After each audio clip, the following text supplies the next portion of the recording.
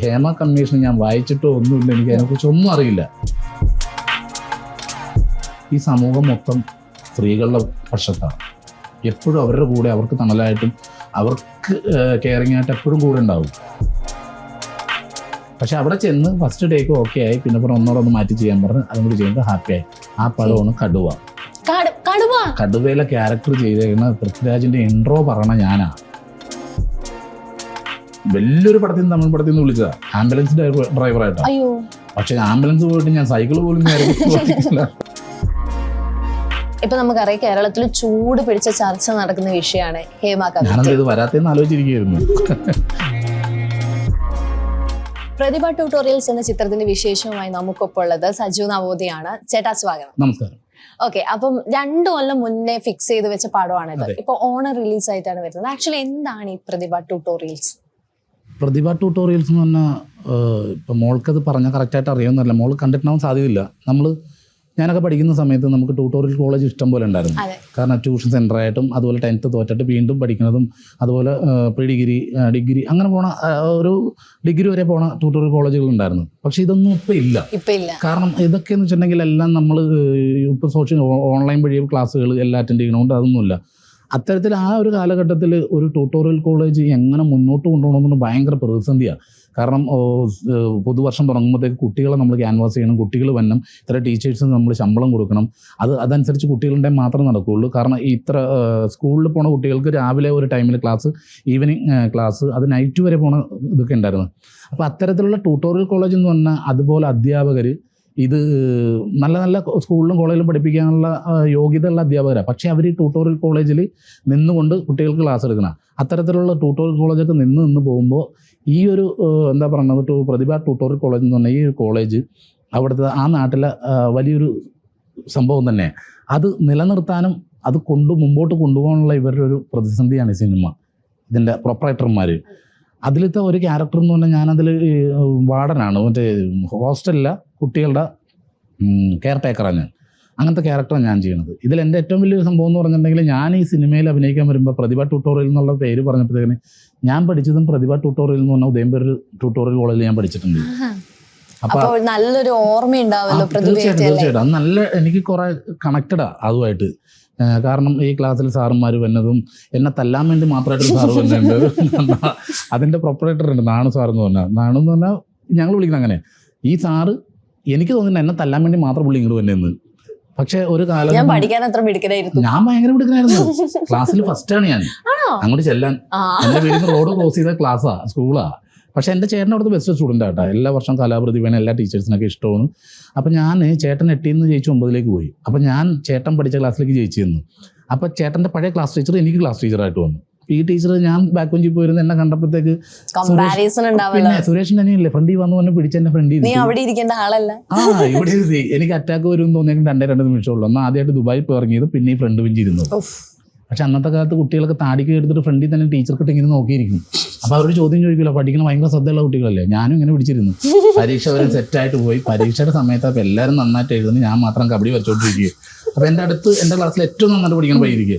ഞാൻ പറഞ്ഞ പേപ്പറിൽ ഞാൻ എഴുതിയിട്ട് തരില്ലെന്ന് പറഞ്ഞു. ഇവനെ പറഞ്ഞ് പറ്റിച്ച് ഇവൻ്റെ പേപ്പർ മേടിച്ച് ഞാൻ നീറ്റായിട്ട് എഴുതിയിട്ട് ഇവൻ്റെ പേപ്പർ തിരിച്ചു കൊടുത്തപ്പോൾ ടീച്ചറുണ്ട്. ടീച്ചർ പറഞ്ഞു, സാജു പഠിച്ചെങ്കിൽ സാജു വെച്ചോ, ആ കുട്ടി കൊടുക്കണ്ടെന്ന് പറഞ്ഞു. അവൻ അതിന് തോറ്റും പോയി, ഞാൻ അതിന് നല്ല മാർക്കിൽ ജയിക്കുകയും ചെയ്ത്. അപ്പൊ അങ്ങനെ പഠനം കൊണ്ടുപോയിക്കൊണ്ടിരുന്ന ആളാണ് ഞാൻ. അതുകൊണ്ടായിരിക്കും ഒന്നുകൂടി ട്യൂട്ടോറിയൽ വിഷയങ്ങളൊക്കെ വന്ന സമയത്ത് ചാടിക്കരുത് ഞാൻ ചെയ്യാം എന്ന് പറഞ്ഞ് എടുത്തിട്ടുണ്ടാവും അല്ലേ? അല്ല, അത് ഇത് ചെയ്യാൻ വേറെ കാര്യങ്ങളുണ്ട്. ആദ്യമായിട്ട് എന്നെ സിനിമയിൽ വിളിച്ചിട്ട് പറഞ്ഞ്, ഷായിച്ചിട്ടാ ഞങ്ങൾ ഇങ്ങനെ ഒരു പടം ചെയ്യുന്നുണ്ട്, ഇന്ന് കാണും, സംസാരിക്കണമെന്ന് പറയും. ഞാൻ പറഞ്ഞു ശരി, ഞാനിപ്പോൾ ഗോൾഡ് സൂക്കിൻ്റെ അടുത്തുണ്ട്, അങ്ങോട്ട് വരാൻ പറഞ്ഞു. അപ്പം ഞാൻ വണ്ടിയിൽ ഗോൾഡ് സൂക്കിൻ്റെ അവിടെ ഇരിക്കുന്നു. വേറൊരു വണ്ടി എൻ്റെ വണ്ടിയുടെ സൈഡിൽ കൊണ്ട് നിർത്തുന്നു. ഫ്രണ്ട് ഗ്ലാസ് താത്തുന്നു, ഒരു 50,000 രൂപ അഡ്വാൻസ് തരുന്നു. നേരെ അങ്ങോട്ട് ഗ്ലാസ് താത്തിട്ട് ഒറ്റ പോക്കും പോയി. ഇത് ആരാ തന്ന എന്താന്ന് പോലും അറിയില്ല. പക്ഷെ ജീവിതത്തിൽ ആദ്യമായിട്ടാണ് സിനിമക്ക് അഡ്വാൻസ് ഇങ്ങനെ കൊണ്ട് തന്നിട്ട് പോണത്. അപ്പൊ തന്നെ ഞാൻ ഉറപ്പിച്ച് എന്തായാലും സിനിമ ചെയ്യാം. അങ്ങനെയായിരുന്നു ഈ സിനിമയിലേക്ക് എത്തിപ്പെട്ടത്. ഒരു ചേട്ടൻ്റെ ഒരു ഇതുവരെയുള്ള ചിത്രങ്ങളൊക്കെ നോക്കുകയാണെങ്കിൽ ഒരു എന്റർടൈൻമെന്റ് പാക്കേജിലാണ് ചിത്രങ്ങൾ മുഴുവൻ ചെയ്യുന്നത്. ഒരു സീരിയസ് ക്യാരക്ടർ ചെയ്യണം എന്ന് ശരിക്കും താല്പര്യമുണ്ടോ? ഞാൻ ചെയ്തിട്ടുണ്ട്, സീരിയസ് ക്യാരക്ടർ ചെയ്തിട്ടുണ്ട്. പക്ഷെ എന്നെ സംബന്ധിച്ച് ഞാൻ ഈ സിനിമയിൽ കോമഡി എന്നുള്ളൂ. ഞാൻ അമേച്ചർ നാടകങ്ങൾ ഇഷ്ടപ്പെടുന്ന ആളാണ്. നാടകം ഡയറക്റ്റ് ചെയ്തുകൊണ്ടിരുന്ന ആളാണ്. +2 അതൊക്കെ കുട്ടികൾക്ക് പഠിച്ച് സംസ്ഥാന തലം വരെ നാടകം കൊണ്ടുവരുന്ന ആളാണ്. നാടകമാണ് എൻ്റെ ഒരു റൂട്ട്. പിന്നെ സ്കിറ്റ് കളിച്ചാണ് ഞാനിങ്ങനെ തമാശയിലേക്ക് വന്നത്. ഇപ്പം ഈ 4-ാം തീയതി ഞാനും എൻ്റെ വൈഫും കൂടി പുതിയ നാടകം തുടങ്ങുകയാണ്. ഞങ്ങൾ രണ്ടുപേരും കൂടി നാടകം ചെയ്യണമാണ്, അമേച്ചർ നാടകം. അപ്പൊ സീരിയസ് ക്യാരക്ടർ ചെയ്യാൻ എനിക്കിഷ്ടം. അതെ, ഇപ്പൊ ഈ ഒരു ഇതിൽ ജോണറിൽ പോകുന്നത് കൊണ്ട് കൂടുതലായിട്ടും അത്തരം ക്യാരക്ടറുകളാണ് വരുന്നത് എന്നേ ഉള്ളൂ. അല്ല അത് വന്നുള്ളൂ. ഇങ്ങനെയുള്ള തെരഞ്ഞെടുത്തില്ലെങ്കിൽ നമ്മൾ ഔട്ടാവും പെട്ടെന്ന്. അതെ, പുതിയതിലേക്ക് ചാടണം. അതെ, കാരണം കോമഡിക്ക് ഇങ്ങനെ ആൾക്കാർ വന്നുകൊണ്ടിരിക്കുകയല്ലേ, അപ്പൊ നമ്മൾ വഴിമാറി കൊടുക്കേണ്ടി വരും. ഇപ്പം ചേട്ടൻ്റെ ഒരു കരിയർ നോക്കുകയാണെങ്കിൽ തന്നെ പല വലിയ സിനിമകളിലും ചിലപ്പം മിന്നിമായുന്ന സീനുകളിലോ അല്ലെങ്കിൽ ചില കോമഡി സീനുകളിലെ പ്രത്യക്ഷപ്പെടുന്നുണ്ടാവുള്ളൂ. പക്ഷെ അത് ഭയങ്കരമായിട്ട് അറ്റൻഷൻ വാങ്ങും. ഇപ്പൊ നമുക്ക് മര്യാദരാമനാണെങ്കിലും വെള്ളിമൂങ്ങയിലൊക്കെ ആണെങ്കിലും ചില ഡയലോഗുകൾ, നമ്മുടെ അമർ അക്ബറിലൊക്കെ ആണെങ്കിലും ആ ക്യാരക്ടറുകൾക്ക് ഭയങ്കര ഒരു ഇമ്പാക്റ്റ് ഉണ്ടാക്കാനോ അല്ലെങ്കിൽ അത് ഭയങ്കരമായിട്ട് ആൾക്കാരിലേക്ക് സീക്ക് ചെയ്യാനോ പറ്റും. ഇത് ചെയ്യുന്ന സമയത്തുണ്ടല്ലോ, ശരിക്കും ഇത് എങ്ങനെയാണ്?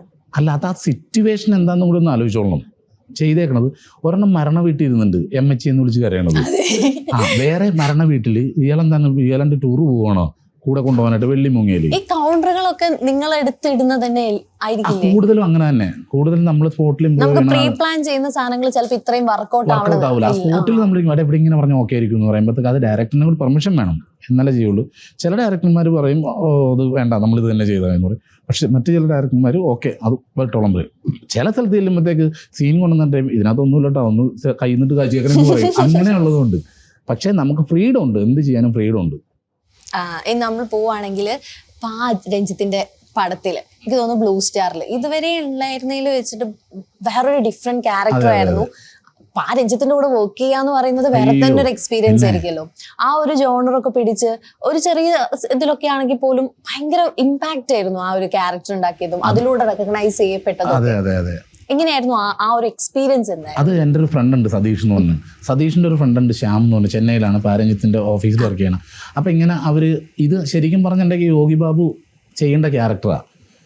പക്ഷെ പുള്ളിക്കാരന് ഡേറ്റ് ഉണ്ടായിരുന്നു. പുള്ളി ഉഗ്രം ക്രിക്കറ്റ് പ്ലെയറാണ്. പുള്ളിക്ക് ഡേറ്റ് ഉണ്ടായില്ല. അങ്ങനെ വന്നപ്പോഴത്തേക്ക് എന്നെ വിളിച്ചു കഴിഞ്ഞപ്പോഴത്തേക്ക് പുള്ളിക്കാരൻ പറഞ്ഞു ഞാൻ വരാമെന്ന് പറഞ്ഞു. വീണ്ടും എന്നെ ക്യാൻസൽ ചെയ്ത്. അത് കഴിഞ്ഞിട്ട് പിന്നെയും തുടങ്ങാറായപ്പോൾ പുള്ളിക്ക് പിന്നെയും ഡേറ്റ് കിട്ടിയില്ല. അപ്പോൾ വീണ്ടും അവർ എന്നെ വിളിച്ച്. അപ്പോൾ ഞാൻ ഇപ്രാവശ്യം ഉറപ്പാണ് ലേലം ഉറപ്പിക്കട്ടെ എന്ന് ചോദിച്ചാൽ 3 പ്രാവശ്യം കൊണ്ട് ലേലം ഉറപ്പിച്ച്. അങ്ങനെയാണ് ഈ സിനിമയിലേക്ക് വന്നതും. അവരെന്നോട് ചോദിച്ചു ക്രിക്കറ്റ് കളിക്കാൻ അറിയാമെന്ന് മാത്രം ചോദിച്ചോളൂ. ബാക്കിയൊക്കെ അവർ യൂട്യൂബിൽ കണ്ട്. എൻ്റെ ഇപ്പോഴത്തെ അല്ല, അന്ന് യോഗി ബാബു ഞാനും ഏകദേശം ഒരുപോലെ മുടിയൊക്കെ ഇങ്ങനെ കിടന്ന് ആ ഒരു യൂട്യൂബിൽ കണ്ടിട്ടാണ് അവർ എന്നെ വിളിച്ചത്. സെലിബ്രിറ്റി ക്രിക്കറ്റിലെ അതെ കളിക്കുന്നു. എനിക്ക് സ്വന്തമായിട്ട് ടീമുണ്ട്, ക്രിക്കറ്റ് ടീമുണ്ട്. അപ്പം അങ്ങനെ ചെന്നിട്ട് ചെയ്ത ക്യാരക്ടറാണ്. അപ്പോൾ അവർ പറഞ്ഞ ഷോട്ടുകളൊക്കെ നമുക്ക് കറക്റ്റായിട്ട് ചെയ്യാൻ പറ്റും. അങ്ങനെ ചെയ്ത് അത് വലിയ ജീവിതത്തിൽ ഏറ്റവും വലിയ ഭാഗ്യമാണ്. എല്ലാവരും റെക്കഗ്നൈസ് ചെയ്യും അല്ലെങ്കിൽ അടയാളപ്പെടുത്തുന്ന ഒരു സാധനമായിട്ട് അത് മാറിയിട്ടുണ്ട്. ഞാൻ അവിടെ പ്രൊമോഷന് പോയായിരുന്നു. അപ്പോൾ അവിടെ അവരെ സെൻട്രൽ ക്യാരക്ടർ ചെയ്തേക്കാൾ കൂടുതൽ കയ്യടി എനിക്കായിരുന്നു ഞാനാ ചെന്നപ്പോഴാണ്. കാരണം അത്രയും അവർ ആ ഒരു ക്യാരക്ടർ അങ്ങനെയാണ്. നമ്മുടെ ക്രിക്കറ്റിലെ പൊളിറ്റിക്സിനെ കുറിച്ച് പറയണതും ഒക്കെ നല്ല രീതിയിലാണ്. ഈ ക്യാരക്ടർ കിട്ടിയ പോലെ തന്നെയാണ്. ഒരു ദിവസം സഞ്ജു വൈക്കം എന്നെ വിളിച്ചിട്ട് പറഞ്ഞ്, രാവിലെ ഞാൻ വീട്ടിൽ പട്ടീനെ കുളിപ്പിച്ചിട്ടിരിക്കുകയും. അപ്പോൾ എന്നോട് പറഞ്ഞ് ഒരു പടത്തിൽ ജോയിൻ ചെയ്യാനാണ്, ഷാജി കൈലാസ് സാറിൻ്റെ പടമാണ്, പെട്ടെന്ന് വരാൻ പറ്റുമെന്ന് വെച്ചാൽ ഞാൻ വരാമെന്ന് പറഞ്ഞു. അപ്പോൾ എത്ര ദിവസം ചെന്ന് ഞാൻ ക്യാരവാനിലേക്ക് കയറിയപ്പോഴത്തേക്ക് എന്നോട് പറഞ്ഞ് മേക്കപ്പ് ചെയ്യുന്ന ആൾ പറഞ്ഞു ഇരിക്കേട്ടാന്ന്. മേക്കപ്പ് പഞ്ഞി വെച്ചപ്പോഴെന്ന് പറഞ്ഞു 4 പേര് ചെയ്തിട്ട് ശരിയായില്ല കേട്ടോ, ചേട്ടൻ 5ാമത്തെ ആളാ. ശരീരം തളർന്നപ്പോൾ തന്നെ. അത് കഴിഞ്ഞിട്ട് നേരെ കൊണ്ടുവന്നിട്ട് കോസ്റ്റ്യൂം കൊണ്ട് ചേട്ടാ ഇതാട്ടോ കോസ്റ്റ്യൂം. അതേ 4 പേര് ശരിയായില്ല. അപ്പോഴും പോയി പ്രൊഡക്ഷൻ കൊണ്ടുവന്നിട്ട് ഫുഡ് കൊണ്ടുവന്ന് വെച്ചിട്ട് പറഞ്ഞു ചേട്ടാ അതെ ഫുഡ് ഇവിടെ ഇരിപ്പുണ്ട്, 4 പേര്. ഞാൻ പറഞ്ഞു തുറക്കണ്ട, ഞാൻ ആദ്യം പോയി ചെയ്ത് നോക്കട്ടെ, പറ്റിയില്ലെങ്കിൽ ഭക്ഷണം കഴിക്കണ്ടല്ലോ എന്ന് പറഞ്ഞു. പക്ഷെ അവിടെ ചെന്ന് ഫസ്റ്റ് ടേക്ക് ഓക്കെ ആയി. പിന്നെ ഒന്നോടൊന്ന് മാറ്റി ചെയ്യാൻ പറഞ്ഞു. അതും കൂടി ചെയ്യുമ്പോൾ ഹാപ്പിയായി. ആ പടമാണ് കടുവ.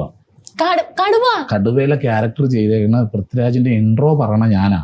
അത് ഇൻട്രോ പറഞ്ഞത് മറ്റുള്ളവർ പറഞ്ഞത് ഇഷ്ടപ്പെടാന്നിട്ട് ഇങ്ങനെ മാറ്റി ലാസ്റ്റ് വന്ന് വീണ ആളാണ് ഞാൻ. അങ്ങനെ കിട്ടിയാണ്. അത് ജീവിതത്തിൽ നമുക്ക് കുറെ ഭാഗ്യങ്ങൾ വന്നു വീഴില്ലേ, അതിൽ ഏറ്റവും വലിയ ഭാഗ്യമാണ് ഈ കടുവ എന്ന് പറഞ്ഞ പടവും അതുപോലെ തന്നെ ഈ ബ്ലൂ സ്റ്റാർ എന്ന് പറഞ്ഞ പടം. ബ്ലൂ സ്റ്റാറിൽ പിന്നെ നമുക്ക് ചോദിക്കാനുള്ള രഞ്ജിത്തിന്റെ അടുത്ത് പോയി നമുക്ക് അവിടെ നിന്ന് ചോദിക്കാനൊന്നും പറ്റില്ലല്ലോ. അപ്പൊ അദ്ദേഹത്തിന്റെ കൂടെയുള്ള ഒരു കോ വർക്ക് എങ്ങനെയായിരുന്നു, ആ ഒരു എക്സ്പീരിയൻസ് എങ്ങനെയായിരുന്നു? ശരിക്കും ഞാൻ കണ്ടിട്ടില്ല. അതിന്റെ കുമാർ എന്ന് പറഞ്ഞ ഡയറക്ടർ സാറുണ്ട്, അത് പുള്ളിയുടെ അസോസിയേറ്റാ, ചീഫ് അസോസിയേറ്റാ. അവരാണ് പടം ചെയ്തത്. അവിടുത്തെ ഏറ്റവും വലിയ അനുഭവം എന്ന് പറഞ്ഞാൽ ഞാൻ അവിടെ നിന്ന് നോക്കി നിന്ന് പോയത്, ഓരോ ഷോട്ട് കഴിയുമ്പോഴും ഈ അതിലത്തെ നായകന്മാർ 5 പേരില്ലേ, ചാന്തനു, അശോക്, അവരെല്ലാവരും കൂടി വെയിലത്തായിരിക്കണം ഗ്രൗണ്ടിൽ. അവിടെ ഇരുന്നിട്ട് അടുത്ത സീൻ ഡെവലപ്പ് ചെയ്യുക. അപ്പം എൻ്റെ ഷോട്ട് കഴിയുമ്പോഴത്തേക്ക് സാർ പറയുന്നത് കാര്യം ക്യാരവനിലേക്ക് പോയിക്കോളാം, അവിടെ വിളിക്കാമെന്ന് പറയും. 2 പ്രാവശ്യം പോയി കഴിഞ്ഞപ്പോഴത്തേക്ക് പിന്നെ ഞാൻ അവിടെ തന്നെ നിന്ന് അവിടെ ഇരുന്ന് ഞാൻ കാരണം അത്ര ഡെഡിക്കേറ്റഡ് അവർ. നമ്മുടെ ഇവിടെ ആണെങ്കിൽ ഷോട്ട് കഴിഞ്ഞാൽ അപ്പം തന്നെ നേരെ ക്യാരവാനിലേക്ക് പോകും. ക്യാരവാനിൽ പോയി ഇരുന്ന് കഥകൾ പറയും. അപ്പോൾ ഞാനടക്കം ഇരുന്ന് കഥകൾ പറയുന്നപ്പോൾ അസിസ്റ്റൻ്റ് ഒന്ന് വിളിക്കും, ചേട്ടാ ഷോട്ടായെന്ന് പറയുന്നത് ഇപ്പോൾ തീർത്തിട്ട് വരാട്ടോ അതുകൊണ്ട് ആ കഥ കംപ്ലീറ്റ് ചെയ്ത്. പക്ഷെ അവർ ആ വെയിലത്തിരുന്ന് അടുത്ത് ഡെവലപ്പ് ചെയ്യുക. ആ ഒരു വെയിലത്ത് എല്ലാവരും കളിച്ചേക്കണത് ഗ്രൗണ്ടിൽ. അത്ര ഡെഡിക്കേറ്റഡ് ആ പിള്ളേർ. ഓക്കെ, ഇത് പറഞ്ഞുകൊണ്ട് ചോദിക്കുകയാണ്, ഇതാണോ മോസ്റ്റ് ആയിട്ട് ഒരു ഡിഫറൻസ് ഫീൽ ചെയ്തിട്ടുള്ളത് ബോളിവുഡും ബോളിവുഡും തമ്മിലുള്ള? തീർച്ചയായിട്ടും അവർ ആ പടം നന്നാക്കാൻ വേണ്ടി മാക്സിമം അവരുടെ കണ്ടന്റ് കൊടുക്കും, മാക്സിമം അവർ വേണ്ടി എഫേർട്ട് എടുക്കും അതിന് വേണ്ടിയിട്ട്. പക്ഷെ ഇവിടെ ഞാൻ അത്രയും കണ്ടിട്ടില്ല. ഇവിടെ അത്രയും കണ്ടിട്ടില്ല. ഈ അവസരങ്ങൾ നഷ്ടപ്പെട്ടിട്ടുണ്ട് ചേട്ടന്? ഒത്തിരി അവസരങ്ങൾ നഷ്ടപ്പെട്ടിട്ടുണ്ട്. വലിയ പടങ്ങളിൽ നിന്നൊക്കെ ഇപ്പൊ മാക്സിമം അവസരങ്ങൾ നഷ്ടപ്പെട്ടുകൊണ്ടിരിക്കുക. അപ്പൊ ഞാനിപ്പോ വലിയ പടം ചെയ്തപ്പോൾ കടുവ കഴിഞ്ഞിട്ട് പിന്നെ പിന്നെ അങ്ങനെ വലിയ പടം ചെയ്തിട്ടില്ല. പക്ഷെ ആരുമായിട്ട് എൻ്റെ അവസരം കളയണമല്ല, എന്നെക്കാളും പക്വതയുള്ളതും കുറച്ചുകൂടെ ചെയ്യാൻ കഴിവുള്ള ആൾ വന്നുകൊണ്ടായിരിക്കുള്ളൂ നമ്മൾ. അപ്പൊ നമ്മൾ എന്തായാലും ഒരു സമയം കഴിയുമ്പോൾ നമ്മളൊക്കെ ഇങ്ങനെ മാറി മാറി പുതിയ അങ്ങനെയുള്ള ഓരോരുത്തരുടെ മുമ്പല്ലേ ഞങ്ങളും കയറി വന്നത്. അത് വരും സ്വാഭാവികം, കുഴപ്പമൊന്നുമില്ല. അല്ലാതെ മനഃപൂർവ്വം ആരും നഷ്ടപ്പെടുത്തി എന്നുള്ളതൊന്നും? അയ്യോ, അങ്ങനെയൊന്നുമില്ല. ഞാൻ ഡ്രൈവ് ചെയ്യില്ല, അതുകൊണ്ട് കുറെ നഷ്ടങ്ങൾ സംഭവിച്ചിട്ടുണ്ട്. വലിയൊരു പടത്തിൽ നിന്ന് തമിഴ് പടത്തിൽ നിന്ന് വിളിച്ചതാ ആംബുലൻസ് ഡ്രൈവറായിട്ടാണ്. പക്ഷെ ആംബുലൻസ് പോയിട്ട് ഞാൻ സൈക്കിൾ പോലും ഓടിക്കില്ലാത്ത ആള്. അപ്പൊ അതുകൊണ്ട് അങ്ങനെ അവസരങ്ങൾ നഷ്ടപ്പെടുന്നുണ്ട്. അല്ലാതെ ഒരിക്കലും നമ്മൾ ഒരാൾ പിന്നെ നമ്മൾ വിളിച്ചു പറഞ്ഞിട്ട് സിനിമയിൽ നമ്മുടെ ഡേറ്റ് 30 ദിവസം ഡേറ്റ് 35 ദിവസം ഡേറ്റ് പറഞ്ഞിട്ട് ഈ ഡേറ്റ് വെച്ചിട്ട് ഞാൻ വേറൊരു പടത്തിൽ നിന്ന് ജോയിൻ ചെയ്യാതിരുന്നു. അതും ഒരു 30-35 ദിവസം ഡേറ്റാണ്. അത് രണ്ട് ഹീറോയിനുമായിട്ടുള്ള 2 പടം. അത് ഫേമസ് ആർട്ടിസ്റ്റുകൾ നമ്മുടെ. ആ പടത്തിൽ നിന്ന് വിളിച്ചിട്ട് ഞാൻ എന്നിട്ട് വിളിച്ചു ചോദിക്കുമ്പോഴൊക്കെ ഫോൺ എടുക്കില്ല. ആ പടം പറയാം എനിക്ക് ഇതിൽ ജോയിൻ ചെയ്യാം, ഇതൊന്ന് പറഞ്ഞാൽ മതി. അങ്ങനെ പറയാതെ ചെയ്തിട്ടുണ്ട്. എന്നിട്ട് അതിന്റെ റൈറ്റർ തന്നെ ഒരു നിങ്ങളൊന്നും വിളിച്ചാൽ കിട്ടൂല. ഞാൻ അടുത്ത ആഴ്ച കിട്ടുമെന്ന് പറഞ്ഞു. അപ്പൊ അതുകൊണ്ടാണ് കാണാൻ ചെന്ന് പറഞ്ഞു.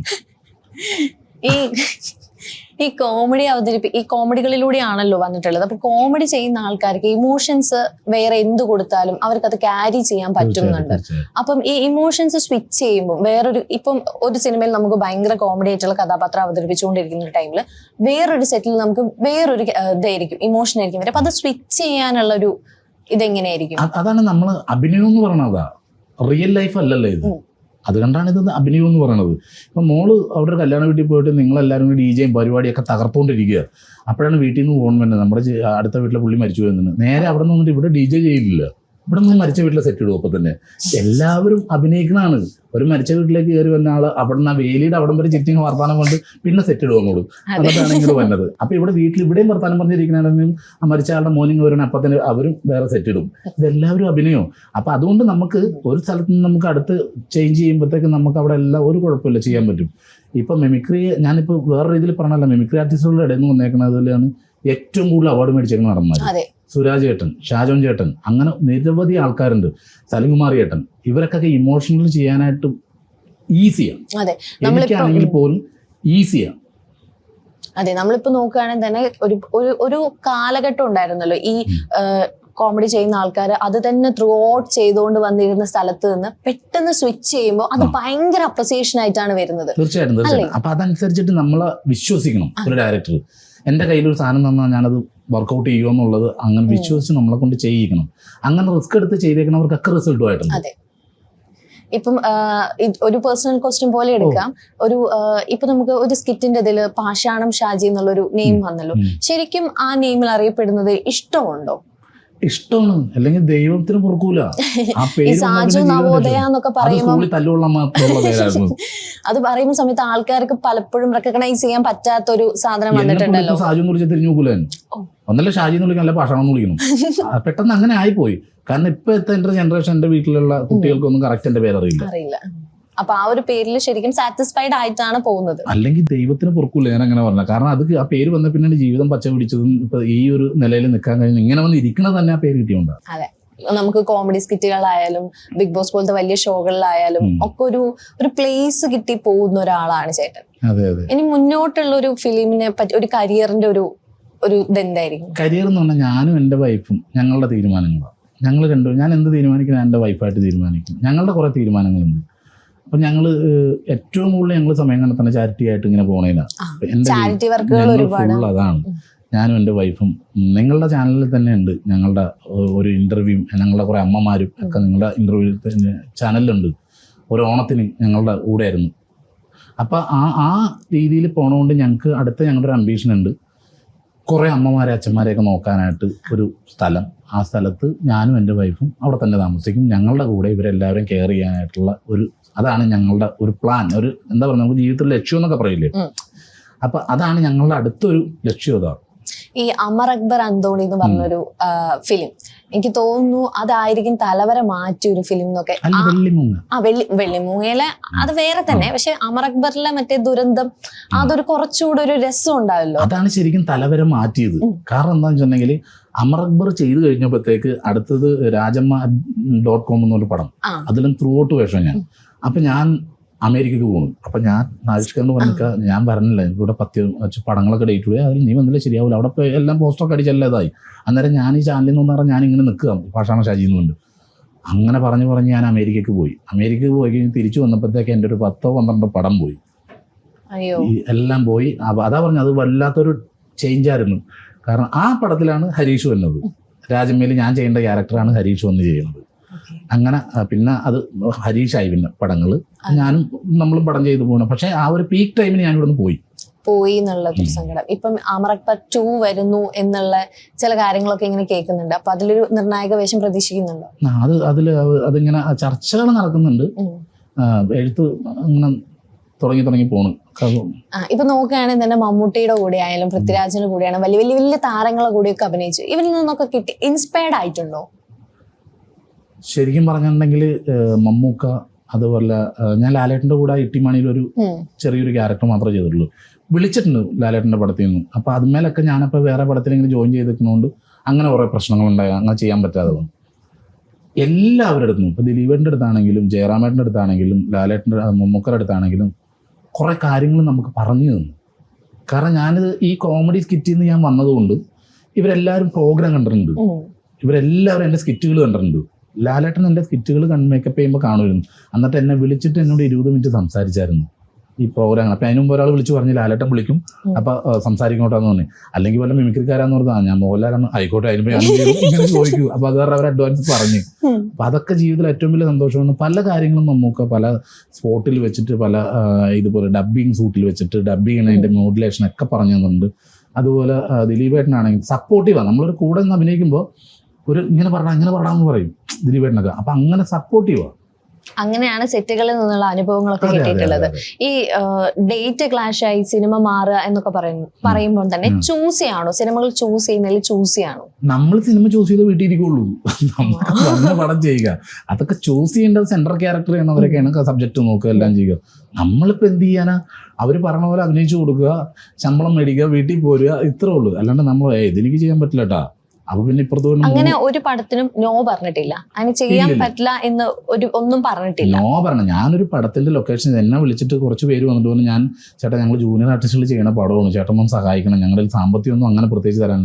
ഞാൻ പറഞ്ഞു, നിങ്ങൾ സാമ്പത്തികം ഒന്നും എനിക്ക് തരണ്ട, ഞാൻ വന്ന് ഷൂട്ടിങ് വരാം, ഞാൻ അഭിനയിക്കാം, താമസം ഭക്ഷണം അത് നിങ്ങൾ തന്നെ എന്ന് പറഞ്ഞു. അവിടെ ചെന്ന് ഫസ്റ്റ് ദിവസം ക്യാരവാൻ ഉണ്ടായിരുന്നു. അപ്പം ഞാനത്തെ സെറ്റപ്പ് ഇങ്ങനെയൊക്കെയാണ്, ഇവരിങ്ങനെയൊക്കെ പറഞ്ഞിട്ട് 2ാമത്തെ ദിവസം ക്യാരവാൻ പോയി, പൈസ ഒന്നുമില്ലാന്നും പറഞ്ഞു. 3ാമത്തെ ദിവസം ക്യാമറമാൻ ഇറങ്ങൂലെന്ന് പറഞ്ഞു. അപ്പം ഞാൻ പോയി റൂമിൽ പോയി സംസാരിച്ച്, നിങ്ങൾ ചെല്ല് ഷൂട്ട് നടക്കട്ടെ എന്ന് പറഞ്ഞു. ഒരു വൈകിട്ടൊക്കെ ആയപ്പോഴത്തേക്ക് ഹോട്ടലിലെ ആൾ വന്നു, ഇറങ്ങട്ടാ പൈസ തന്നിട്ടില്ല, ഹോട്ടലിൽ നിന്ന് ഇറങ്ങാൻ പറഞ്ഞു. ഞാൻ പറഞ്ഞില്ല, ഞാനും വേറെ 2 ആർട്ടിസ്റ്റ് അവരുടെ റൂമിലേക്ക് ഞാൻ തന്നോളാം. ഇത് ഷൂട്ട് തീർന്ന വരം ഞാൻ തന്നെ അത് ചെയ്ത്, ഭക്ഷണവും ഞാൻ തന്നെ കഴിച്ച്, എല്ലാം ഷൂട്ട് ചെയ്ത് കഴിഞ്ഞു. സിനിമ എനിക്ക് എന്താണെന്ന് അറിയില്ല. ഡയറക്ടറോട് ഞാൻ ചോദിച്ചേ, സാറേ സീൻ ഓവറായെന്ന് ചോദിച്ചു. അപ്പോൾ പുള്ളിയായിട്ട് ഇല്ലില്ല കുഴപ്പമൊന്നും ഉണ്ടായില്ല, നല്ലതായിരുന്നു, ദൈവത്തോടൊക്കെ ചോദിച്ചു നോക്കാൻ. ഞാൻ സീൻ തീർന്നോന്നേ ചോദിച്ചത്. പുള്ളിക്ക് ഇല്ല കുഴപ്പമൊന്നുമില്ല, നന്നായിട്ട് ഇരുന്നു, ചോദിച്ചു നോക്കാൻ പറഞ്ഞു. അപ്പം ഈ സിനിമയിൽ നിന്ന് പറഞ്ഞാൽ അവരുടെ ആഗ്രഹം കൊണ്ട് ചെയ്യണം. ഞാൻ പല ലൊക്കേഷനും കണ്ടേക്കുന്ന ജൂനിയർ ആർട്ടിസ്റ്റുകളൊക്കെ ഉണ്ട്. അപ്പോൾ ജൂനിയർ എന്ന് പറയാൻ പറ്റില്ല, ആർട്ടിസ്റ്റ് എന്ന് തന്നെ പറയാൻ പറ്റുള്ളൂ. എല്ലാവരും അങ്ങോട്ട് ഈ തരംതിരിവ് വരുമ്പോഴാണ് നമ്മൾ മാറ്റി നിർത്തപ്പെടണം, നമ്മൾ മാറി നിൽക്കണമൊക്കെ. ഈ ഒരേ ആർട്ടിസ്റ്റ് എന്നുള്ള രീതിയിലാണെങ്കിൽ എല്ലാവരും ഒരുപോലെ പോകും. ഇപ്പൊ ഈ കോമഡി ചിത്രങ്ങളാണല്ലോ ഭയങ്കര വിജയമായിട്ടുള്ളത്. ഏതെങ്കിലും ഒരു സീരിയസ് കണ്ടന്റ് അല്ലെങ്കിൽ ആ ഒരു സീരിയസ് കണ്ടന്റിൽ ആര് വർക്ക് ചെയ്യണമെന്നാണ് ഇഷ്ടം? ഏത് സംവിധായകന്റെ കൂടെ വർക്ക് ചെയ്യണം എന്നൊക്കെയാണ് താല്പര്യം? ഒരു സീരിയസ് കണ്ടന്റിൽ ഏത് സംവിധായകന്റെ കൂടെ വർക്ക് ചെയ്യണം? സീരിയസ് കണ്ടന്റ് കോമഡി ചെയ്യണതിലാണെങ്കിൽ ഇപ്പൊ കണ്ണൻ താമരക്കുളം ആ കാര്യത്തിലൊക്കെ ഓക്കെയാ, പുള്ളിക്ക് അറിയാം എങ്ങനെ പോകുന്നറിയാം. അതുപോലെ നാദിഷിക്ക, അത് ഓൾമോസ്റ്റ് എല്ലാവരും സീരിയസ് ആയിട്ട് നമ്മളങ്ങനെ ചെയ്തിട്ടില്ലല്ലോ. അപ്പോൾ അതുകൊണ്ട് ഈ ഹ്യൂമർ ടച്ചുള്ള കാര്യങ്ങൾ പറയുമ്പോൾ അവരുടെയും കൂടി ഒരു അഭിപ്രായം വരും. അവർ ഹ്യൂമർ ടച്ചുള്ള ആൾക്കാരായതുകൊണ്ടേ പെട്ടെന്ന് നമ്മൾ തമ്മിൽ സിങ്ക് ആവും. അപ്പം ആ രീതിയിലൊക്കെ ഒരു നഷ്ടം തോന്നിയിട്ടുള്ളത്, ഒരു ഡേറ്റ് കൊടുക്കാൻ പറ്റാതെ അല്ലെങ്കിൽ നാട്ടിൽ ഉണ്ടാവാതെ ഇരിക്കാത്ത അങ്ങനെ ഒരു നഷ്ടം കയ്യിൽ നിന്ന് ഇങ്ങനെ വന്നിട്ട് പോയിട്ടുള്ള ഒരു പടം? അല്ല, അത് തന്നെ പറഞ്ഞു. ഞാൻ ഈ അമേരിക്ക പോയപ്പോൾ കുറേ പടങ്ങളങ്ങ് പോയി. അതുകൊണ്ട് നമുക്ക് ഭയങ്കര പ്രശ്നങ്ങളായത്. അപ്പൊ അത് ഒരാളപ്പോൾ പുതിയത് വന്നു. അപ്പൊ പിന്നെ ആ റൂട്ടായി. പിന്നെ നമ്മളുടേതായിട്ടുള്ള രീതിയിലുള്ളത്. പിന്നെ എന്നെ സംബന്ധിച്ച് ഞാൻ ആര് വിളിച്ചാലും ഞാൻ ജോയിൻ ചെയ്യും, ഏത് പടത്തിന് വിളിച്ചാലും. അങ്ങനത്തെ ഒരു വേറെ ബുദ്ധിമുട്ടുകളൊന്നും ഇല്ലാത്തതുകൊണ്ട് നമ്മളതിനൊന്നും ആയിട്ടില്ല. കഥ കേട്ടിട്ട് നമ്മൾ അഭിനയിക്കാനോ അല്ലെങ്കിൽ ഡയറക്ടർ നോക്കിയിട്ട് അഭിനയിക്കാനുള്ളത് നമ്മളായിട്ടില്ല. നമ്മളെന്തെങ്കിലും ആയതിനു ശേഷം അങ്ങനെയൊക്കെ തീരുമാനിക്കാൻ പറ്റുള്ളൂ. ആയെന്ന് പറഞ്ഞാൽ ഇൻഡസ്ട്രിയിലാവണ കാര്യമല്ല, നമ്മളുടെ അഭിനയത്തിൽ നമ്മൾ എന്തെങ്കിലും ആവണം. ഇപ്പോഴും പഠിച്ചുകൊണ്ടിരിക്കുകയാണെന്നുള്ള. തീർച്ചയായിട്ടും. ഓക്കെ. ഇപ്പം നമുക്കറിയാം കേരളത്തിൽ ചൂട് പിടിച്ച ചർച്ച നടക്കുന്ന വിഷയമാണ് ഹേമ കമ്മിറ്റി. ഞാനെന്ത് വരാത്തേന്ന് ആലോചിച്ചിരിക്കുകയായിരുന്നു. നേരായിട്ട് ലാഗടിപ്പിച്ച് കൊണ്ടുപോകുന്നു. ഓക്കെ. അപ്പം ഹേമ കമ്മിറ്റിയിൽ ഒരു നടൻ അല്ലെങ്കിൽ ഈ ഇൻഡസ്ട്രിയിൽ നിൽക്കുന്ന ഒരാളെന്ന നിലയിൽ ചേട്ടൻ്റെ ഒരു അഭിപ്രായം? ഞാൻ ഫസ്റ്റ് എൻ്റെ ഒരു കാര്യം പറയാം. ഞാൻ പഠിക്കുന്ന സമയത്ത് എൻ്റെ സോഷ്യൽ സ്റ്റഡീസിൻ്റെ ബുക്ക് ഞാൻ തുറക്കൂലായിരുന്നു. അത് ഇത്രയും കാര്യം ഉണ്ടായിരുന്നു. അപ്പോൾ അതുകൊണ്ട് തന്നെ 10ാം ക്ലാസ് കയറിപ്പെടാൻപ്പെട്ട പാട് എനിക്കറിയാം. അപ്പോൾ ഈ ഹേമ കമ്മീഷൻ ഞാൻ വായിച്ചിട്ടോ ഒന്നുമില്ല, എനിക്ക് അതിനെക്കുറിച്ച് ഒന്നും അറിയില്ല. പക്ഷേ ഇൻഡസ്ട്രിയിൽ നിന്നല്ല, എവിടെ ഇതുപോലുള്ള കാര്യങ്ങൾ നടന്നാലും അതെപ്പോഴും നമ്മൾ ഈ പറഞ്ഞ ആ ഇര എന്ന് പറയപ്പെടുന്ന ആ ഒരു വിഭാഗത്തിൻ്റെ കൂടെ നിൽക്കുള്ളൂ. അത് ഞാനെന്നല്ല, നമ്മുടെ സമൂഹം മൊത്തം അങ്ങനെ നിൽക്കുള്ളൂ. മനസ്സുള്ളവരൊക്കെ അങ്ങനെയാണ്. പിന്നെ ഇതിൽ വന്നേക്കണ റിപ്പോർട്ടും പ്രകാരം വന്നേക്കണ ഇങ്ങനെ ആരോപിക്കപ്പെട്ടവർ, ഇത് ആരോപണം മാത്രം. അത് പ്രതിയാവണമെങ്കിൽ നമ്മൾ കോടതിയിൽ നിന്ന് ശിക്ഷ വിധിച്ചാലേ പ്രതി. അതുവരെ ഒരു ആരോപണം മാത്രമേ ഉള്ളൂ. അങ്ങനെ ശിക്ഷ വിധിച്ച് ഇതിൻ്റെ തീരുമാനങ്ങൾ വന്ന് ഇത് ജെന്യൂനായിട്ടുള്ളൊരു കാര്യമാണെന്ന് ആണെങ്കിൽ കോടതി വിധിക്കണമെങ്കിൽ ഈ പറഞ്ഞ ആരോപിക്കപ്പെട്ടവർക്ക് ശിക്ഷ കൊടുക്കുന്നതിന് മാക്സിമം ശിക്ഷ കൊടുക്കണമെന്നാണ് ഞാൻ പറയുന്നത്. അതല്ല ഇവർ ആരോപിക്കപ്പെട്ടവർ മാത്രമാണ്, ഒരിക്കലും അങ്ങനെ സംഭവിച്ചിട്ടില്ല എന്ന് പറഞ്ഞിട്ടുണ്ടെങ്കിൽ ആരോപിച്ച ആ ഒരു ഏരിയ ഉണ്ടല്ലോ, അവരെ നമ്മളെന്ത് ചെയ്യും? അവർക്കെതിരെ നടപടികൾ എടുക്കണം. ഇതൊരിക്കലും ഞാൻ എന്താ ഏതാണെന്ന് മോൾക്ക് കറക്റ്റായിട്ട് പറയാൻ പറ്റില്ല. എൻ്റെ ഉള്ളെന്താണ്, അല്ല ഞാൻ എങ്ങനെപ്പെട്ട ആളാണ്, കുറച്ചൊക്കെ എന്നെ കുറിച്ച് ഇങ്ങനെ ഇൻ്റർവ്യൂലൊക്കെ വായിച്ചല്ലാതെ റിയൽ ആയിട്ടുള്ളൊരു മനുഷ്യനൊരുത്തൻ പുറത്തറിയൂല അല്ലേ? നമ്മൾ എൻ്റെ റിയൽ ഞാൻ എന്താണെന്നുള്ളത് ഒരാൾക്കും അറിയാൻ പറ്റില്ല. അതെൻ്റെ വൈഫിന് അറിയാൻ പറ്റുള്ളൂ. കാരണം നമ്മൾ 24 മണിക്കൂർ നിൽക്കുന്നതുകൊണ്ട് അവിടെ നമുക്ക് ഒരിക്കലും ഇല്ല. വീട്ടിൽ നിന്ന് ഇറങ്ങിയാൽ നമ്മൾ വേറെ ക്യാരക്ടറായിട്ട് ഇറങ്ങുന്നത് എല്ലാവരും. പക്ഷെ ഞാൻ ഇറങ്ങിയ ആ വീട്ടിലെങ്ങനെ അത് തന്നെ പുറത്തു.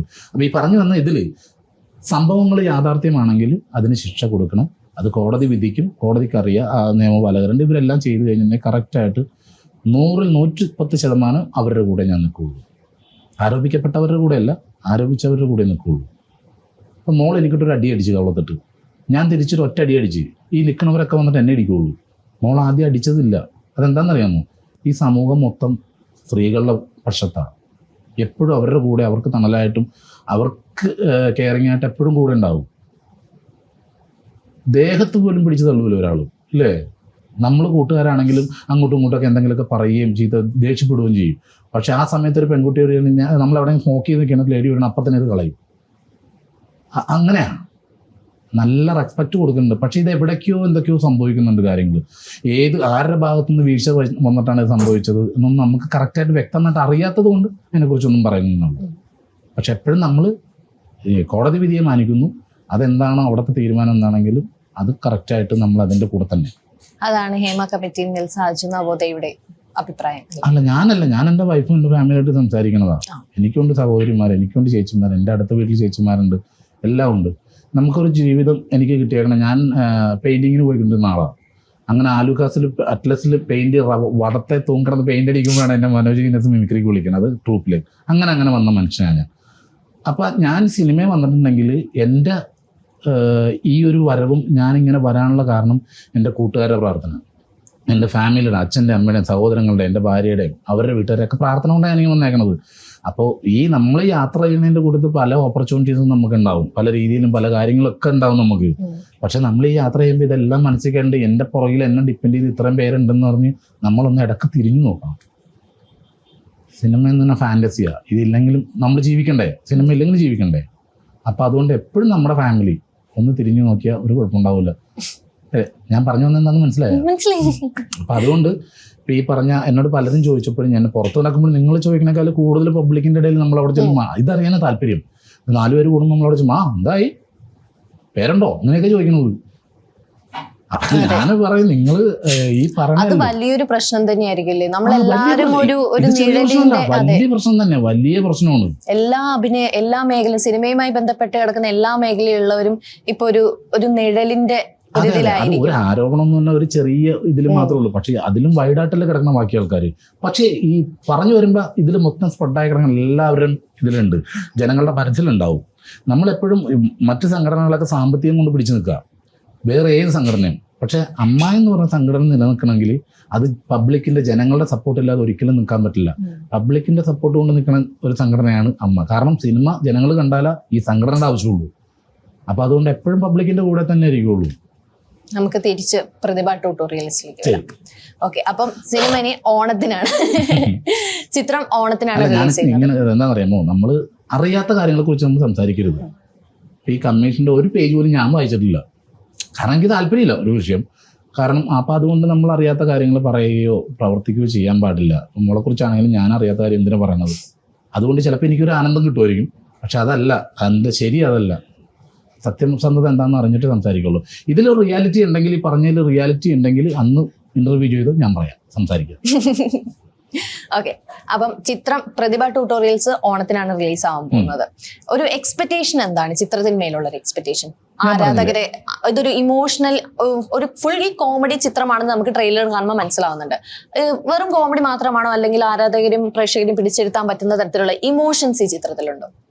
അല്ല, എന്താണെന്നറിയുമോ, ഇത് ഇമോഷണൽ സീനും കാര്യങ്ങളും എല്ലാം ഉണ്ടെങ്കിൽ പോലും ഇത് ഹ്യൂമറിന് പ്രാധാന്യം കൊടുത്തിട്ടുള്ള സിനിമയാണ്. കാരണം നമ്മളൊരു കഞ്ഞി പ്രതീക്ഷിച്ച ഒരു കടയിൽ കയറിയിട്ട് ഒരു നല്ല ഊണ് കിട്ടി എങ്ങനെ ഉണ്ടാവും, അതാണ് സിനിമ. കാരണം കൊച്ചു സിനിമയാണ്, പക്ഷെ അത് വലിയ സിനിമയാക്കേണ്ടത് പ്രേക്ഷകരാണ്. അപ്പോൾ ഈ പ്രതിഭ ട്യൂട്ടോറിയൽ എന്ന് പറഞ്ഞാൽ ഇതിൻ്റെ ക്രൂ മെമ്പേഴ്സും, അതുപോലെ തന്നെ ഡയറക്ടർ അഭിലാഷ് സാറ്, അതുപോലെ തന്നെ പ്രൊഡ്യൂസർ, പിന്നെ ഈ ഇതിൽ അഭിനയിച്ചിരിക്കുന്ന കുറേ പുതുമുഖ കുട്ടികളുണ്ട്.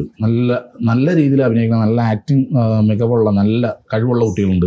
അവരുടെ പെർഫോമൻസ് ഉണ്ട്. അപ്പോൾ എന്തായാലും ഇത് അവരുടെയും ഒരു യാത്രക്ക്, മുമ്പോട്ടുള്ള യാത്രക്ക് ജനങ്ങളുടെ സപ്പോർട്ട് ഉണ്ടെങ്കിൽ മാത്രമേ പറ്റുള്ളൂ. അവരെ മാത്രമല്ല, എൻ്റെയും മുമ്പോട്ടുള്ള നമ്മുടെ യാത്രക്കും ജനങ്ങളുടെ സപ്പോർട്ട് ഉണ്ടെങ്കിലേ പറ്റുള്ളൂ. സാധാരണ നമ്മൾ ടി വിയിൽ വരുമ്പോഴാണ് സിനിമ ഹിറ്റ് ആവണം പല സിനിമകളും.